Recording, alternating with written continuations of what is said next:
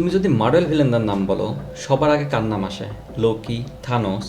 কিন্তু আজ আমি এমন একটা চরিত্রের কথা বলবো যাকে সবাই মানুষ হিসেবে চেনে, ডক্টর ভিক্টর ভন ডুম, যে একা হাতে মিস্টার ফ্যান্টাস্টিক, অ্যাভেঞ্জার্স এবং ডক্টর স্ট্রেঞ্জকেও চ্যালেঞ্জ দিয়েছে। আজ জানবো ডক্টর ডুম আসলে কে, কোথা থেকে তার শুরু, আর কিভাবে সে মার্ভেল ইউনিভার্সের সবথেকে পাওয়ারফুল ভিলেনদের একজন হয়ে ওঠে। ভিক্টর ভন ডুম জন্মায় এক ফিকশনাল দেশে, লাটভেরিয়া, একটা দরিদ্র দেশ, যুদ্ধ বিধ্বস্ত দেশ। তার বাবা ছিলেন একজন সাধারণ ডাক্তার, তার মা ছিলেন একজন উইস বা জাদুকরী। হ্যাঁ, ঠিক শুনেছ, সায়েন্স আর ম্যাজিক এই দুই জগৎ ডুমের জীবনে ছোটবেলা থেকেই ঢুকে যায়। কিন্তু এখানে ট্র্যাজেডি শুরু। ভিক্টোরিয়ার মা ছিলেন একজন জাদুকরী। নিজের দেশের মানুষকে বাঁচাতে সে ম্যাফিস্টোর সাথে চুক্তি করে। চুক্তির মূল্য তার নিজের আত্মা। কিন্তু ম্যাফিস্টো কথা রাখে না। ভিক্টর ছোট বয়সে দেখে তার মায়ের আত্মা নরকে বন্দী। সেদিন থেকে ডুম একটা কথা ঠিক করে, আমি শুধু রাজা হব না, আমি নরককেও জয় করব। ম্যাফিস্টো সম্পর্কে আরও জানতে আমাদের এই ভিডিওটি দেখুন, ভিডিও লিঙ্ক ডেসক্রিপশন বক্সে। ভিক্টর বড় হতে হতে প্রমাণ করে সে সাধারণ মানুষ না, সে একটা সুপার জিনিয়াস। পড়াশোনার জন্য সে যায় আমেরিকায়।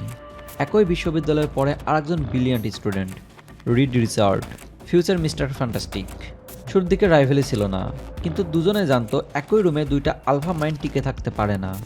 ভিক্টর এমন একটা মেশিন বানায় যার মাধ্যমে সে নরকের ডাইমেনশনে ঢুকতে পারে, তার মায়ের আত্মাকে উদ্ধার করতে পারবে। রিড তাকে বলে ক্যালকুলেশন পারফেক্ট না, কিন্তু ভিক্টর শোনে না। মেশিন চালু হয়, তারপর ভয়ঙ্কর এক্সপ্লোশন। ভিক্টরের মুখ পুড়ে যায়, কিন্তু সবথেকে বড় ক্ষতি হয় তার ইগোতে। এই হিউমিলেশনেই ভিক্টর ভন ডুমকে বানায় ডক্টর ডুম। আমেরিকা ছেড়ে ভিক্টর চলে যায় তিব্বতের পাহাড়ে। সেখানে মঙ্কসদের থেকে সে শেখে martial arts, ancient magic, dark spells. সে সায়েন্স আর ম্যাজিক দুটোকে একসাথে মিলিয়ে ফেলে। তারপর আসে সেই আইকনিক মোমেন্ট। ডুম নিজের জন্য বানায় একটা আয়রন মাস্ক। মাস্ক তখনও গরম। কেউ বলেছিল ঠান্ডা হোক, কিন্তু ডুম অপেক্ষা করে না। সে গরম মাস্ক নিজের মুখে লাগিয়ে নেয়। Permanent pain, permanent scar. এই পেন ডুমের রিমাইন্ডার, সে আর কখনো দুর্বল হবে না। ভিক্টর ফিরে যায় লাটভেরিয়াতে। সে ডিক্টেটরকে ওভারথ্রো করে, নিজেকে ঘোষণা করে I am doctor Doom and this country is under my rule. অদ্ভুত ব্যাপারে জানো, লাটভেরিয়াতে ক্রাইম প্রায় জিরো, হাঙ্গার নেই, কোনো ঝামেলা নেই। লোকজন ডুমকে ভয় পায়, একই সাথে সম্মানও করে, কারণ ডুম মিথ্যা বলে না। ডুম বলে আমি তোমাদের রুলার, কিন্তু তোমাদের প্রোটেক্টরও আমি। ডক্টর ডুম শুধু একজন ভিলেন না, সে একসাথে রিড রিচার্ডের সমান জিনিয়াস, ডক্টর স্ট্রেঞ্জের লেভেলের magician, world most advanced armour user. তার ডুম আর্মার পরে এনার্জি ব্লাস্ট করতে পারে, ফোর্স ফিল্ড জেনারেট করতে পারে, টাইম ট্রাভেল করতে পারে, স্পেসে সার্ভাইভ করতে পারে।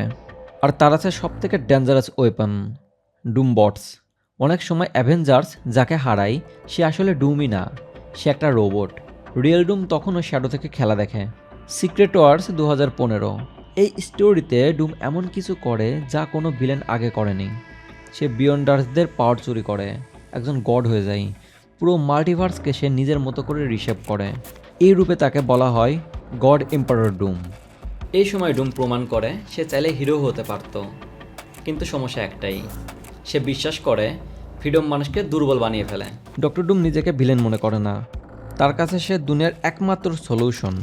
আর এটাই ডুমকে অন্য ভিলেনদের থেকে আলাদা করে। সে খারাপ না, কিন্তু সে ভয়ঙ্করভাবে সঠিক হতে চায়। আপনাদের কি মনে হয়, ডক্টর ডুম ভিলেন না হিরো? কমেন্টে জানাবেন আপনাদের মতামত। আর এমন মার্ভেলের ডিপ স্টোরিজ পেতে চ্যানেলটি সাবস্ক্রাইব করতে ভুলবেন না।